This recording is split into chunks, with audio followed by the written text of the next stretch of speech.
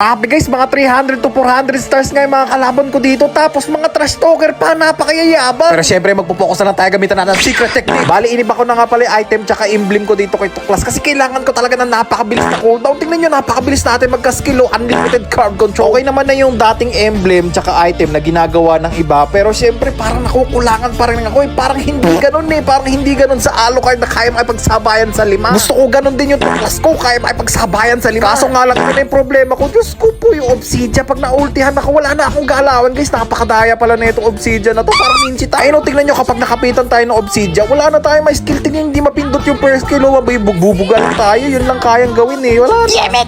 Ang naisip kong paraan, uunahan ko na kagad yung Obsidian, bibigyan na natin kagad. Kaya in case na makapitan niya ako, patay na kagad siya. Ayun, tingnan nyo, pag wala na Obsidian guys, so wala na, nagwawala na, haharabas na yung Tuklas natin guys. Walang magawa yan. Kahit 1v5 na talaga, real talk na yan. Binago na kasi natin yung emblem tsaka yung item set nito, kaya kahit only tower 10 namin, napakadaya talaga. Pero tingnan nyo yung score, 23-42. Talagang talong-talo kami guys. Tingnan nyo, basag na lahat ng base namin. Kasi nga hindi talaga biro yung kalaban guys. Mga 300 to 400 stars nga. Tapos yung dalawang kasama, laging patay. Hindi naman sila dark system, pero lagi talaga sila pinapatay. Kasi nga malakas lang yung mga katapat nila. Mawa-wipe out namin yung kalaban dito, tapos maglo-lord kami. Hindi kaya ento, yung dami pa nilang tower.